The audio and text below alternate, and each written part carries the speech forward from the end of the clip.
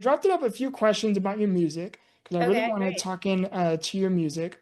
Is there's 7 songs that I specifically selected, which is Okay. one funeral. When you wrote funeral, what were you bearing? Your past, the relationship with your parents, or the version of you that kept hoping they would change? Oh, I mean, funeral was about the death and burial of the old version of myself. So, it's like it's when you see a funeral, it seems like a sad event, but in fact, it was a good day for me. Or it wasn't a day, it was a process over many years to put those old patterns, those old ways of thinking, to rest. And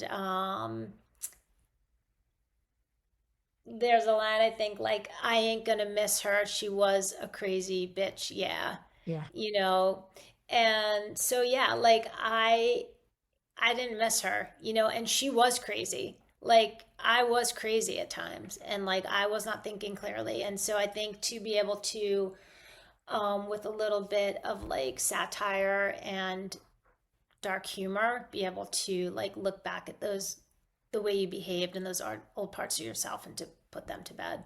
Yeah. And I think, those lyrics that you just shared, I believe that was like how you ended it. It was like literally your last lyric. If I remember I don't correctly. know. I recorded that a few years ago, so I gotta like think back. But Yeah. she was a crazy bitch. Yeah, poisoned my something.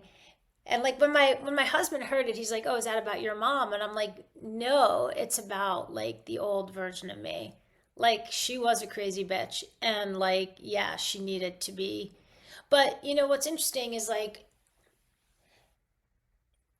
what's really I think saved me was for me to be able to look at myself in my insanity and in my craziness and be like, that's like not how this is not what I want to be doing, and then to take the steps to like change.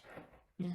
Where did you find the strength to do so? Or was it like through therapy or was Oh it? yeah, it was all through therapy and it was life or death. I got to the point where like I was like either like something's got to change or like I can't go on like this anymore. And so it kind of like was just basically yeah, it became like a life or death situation and I had been through therapy with two other people before I found my current therapist, whose name is Barry, who like everyone knows Barry because like I talk about him. But yeah, I found Barry and like I've been with him for almost 10 years. And he really taught me, and therapy taught me like how to trust somebody that like even in my worst states and in my darkest times and all the ugliness that like was inside of me, like he kept showing up. And like every time, like whatever happened, whatever I said, like he just kept showing up. And I think like I've told him like I don't think it was anything he like said, honestly. I think he just kept showing up. And in that, relational part of the therapy like was really what healed me. And I always said that like the times in therapy when I felt the most heard and the most seen and the most fully understood was what I found healing, because I never had that as a child. I was never seen, I was never heard, I was never understood.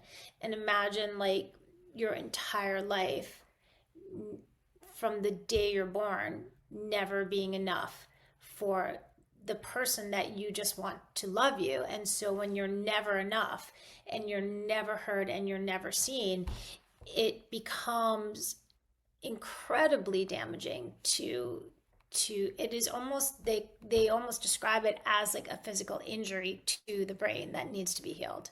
Yeah. Yeah, Yeah. there's definitely some neuroplasticity that happened within it.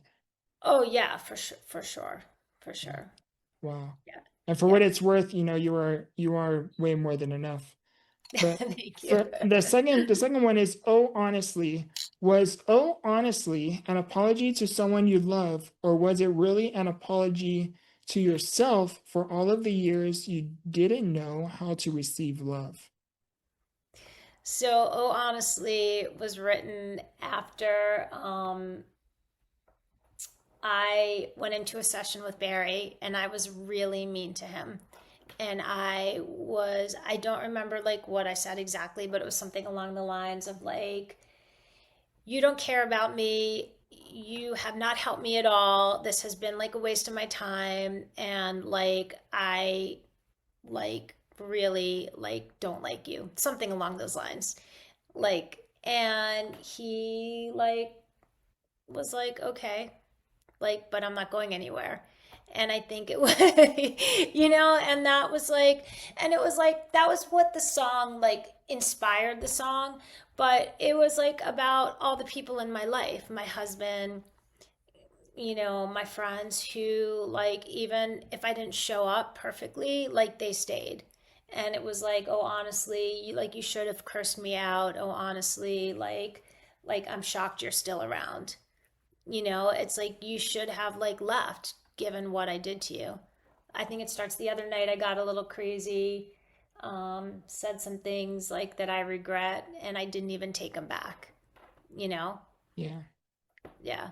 It gets me like emotional just like reciting them. But that was actually one of like my favorite songs that I ever wrote. I really love that, and it came from a place of all my songs come from a place of real life. There's nothing made up in any of them. Yeah. Everyone comes from like something that actually happened to me. Wow. I think that's so what's so unique about your story is, especially in music, is you express yourself again creatively. I know I mentioned that earlier, but so creatively and vulnerably, where I think that's why you have such a strong connection with your listeners, to your audience.